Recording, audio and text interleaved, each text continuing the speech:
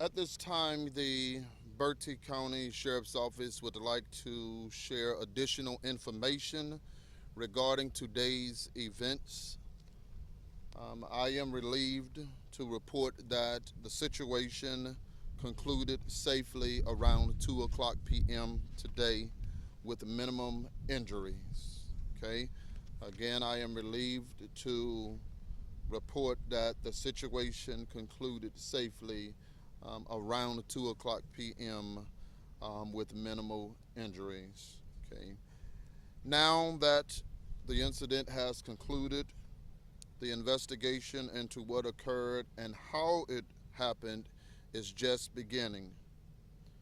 The North Carolina State Bureau of Investigations and the Federal Bureau of Investigations will be conducting interviews and investigations with all parties that are involved in the coming days.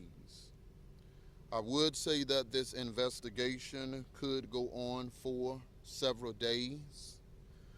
So we ask that everyone be patient with us.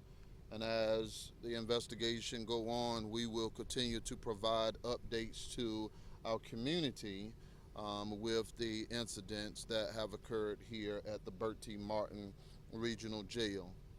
We will say that all correctional officers and inmates has been accounted for. I also want to make sure that I clarify that the Bertie-Martin Regional Jail Detention Center is an independent agency and is not operated by the Bertie County Sheriff's Office nor the Martin County Sheriff's Office. It is a regional jail and it is an independent agency. But by the jail being in Bertie County, the investigation falls under the Bertie County Sheriff. Okay? There's a lot of questions about the conditions of the jail.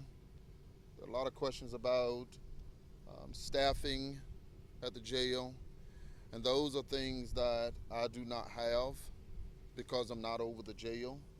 But as the investigation goes on, we will unfold those things and we will, as always, be transparent with the public to get you those answers that may concern families, that may concern friends, and that may concern the community. I want to express my sincere gratitude to all of the agencies that responded and assisted in any way. These partnerships are essential in ensuring an effective response to situations like the one we experienced today. I am truly thankful for everyone who contributed their time, their effort, and their support. I want to thank the community, and I want the community to know that as your county sheriff, that I am committed to the citizens of Bertie County. And this incident that occurred today will be thoroughly investigated. I will continue to provide updates, and I ask for the patience and the days ahead as we work to fully understand the events that took place and take necessary steps to ensure something like this does not happen again. I will continue to provide updates. At this moment, I don't know what time, as we had just began the investigation in the jail, and we will continue to communicate with all of our media outlets so that our media will be able to get the information out to our public, and we will continue to communicate with the public. We'll say that the only place that you will be able to get factual information from would be the Bertie County Sheriff's Office or the North Carolina State Bureau of Investigation page. Okay, any other place could be false, misleading, and not true. So we appreciate everyone's patience, and for any questions that I may be able to answer, I'll try to answer a few questions if it's something that I'm aware of. Again, we're in the early stages of this investigation.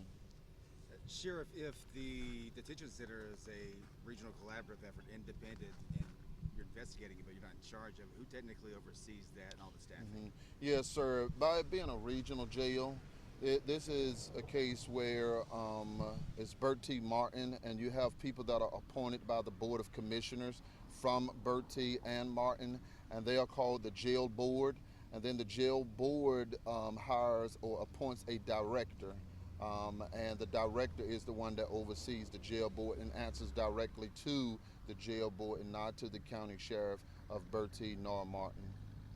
Given your front-facing role in this investigation, how much will you be looking at staffing and other issues, even though that's not necessarily your responsibility, but it's under your charge, given what you're having to look into? Repeat your question. How much will you be looking into staffing and the amount of people, 3 guards to 88 inmates at the time? I mean, what all in terms of protocols will you be assessing and reviewing? I'm honestly, at this moment, again, those are, it's too early to answer those questions. Again, by me not being overseeing the jail, I'm not for sure about the officer to inmate ratio. And so I'm not for sure if that is a common ratio or not. Again, we will get those answers in the coming days and release it to the public.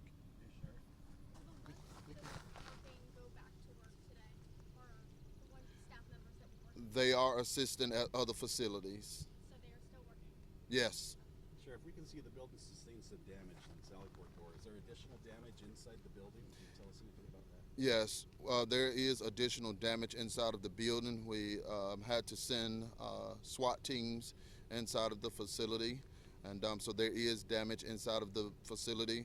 We will assess those facilities and see how much damage is inside of those facilities. So no inmates remain in that jail? No inmates remain in the Bertie-Martin Regional Jail.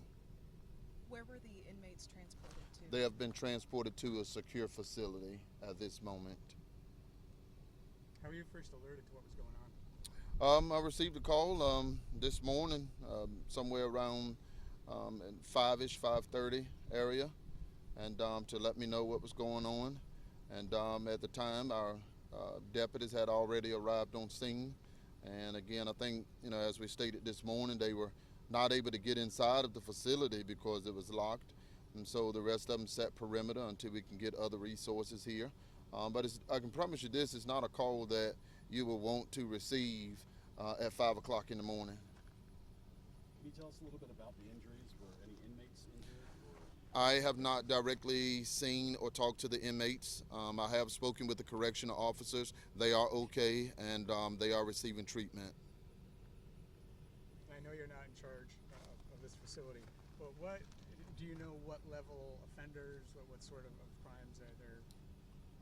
The offenders, in a jail, we have lower level offenders, and they also have offenders that, have also been charged with things up to murder. But again, right now, through our investigations and through our interviews, we are identifying those people who may have been involved, and we're working extremely hard at this time so we can keep our community updated. And are you at liberty to say right now, we're talking 4, 5, 6, 7, 8, 9, a dozen inmates involved in something like this? At this moment, I do not know, and I do not want to speak too fast about how many may have been involved. We are conducting interviews at this time to try to unfold the events that occurred this morning. Is there anything to indicate early on that there's been substantive prior planning on the part of inmates before all this happened? To my knowledge, I have no knowledge that there was anything prior planned to do this.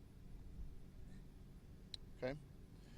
We will continue to communicate with all of our media outlets to keep you updated when we'll give releases.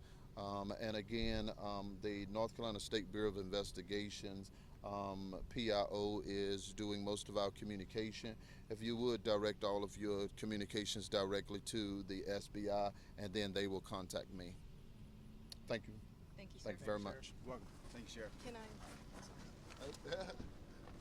Thank you, sir.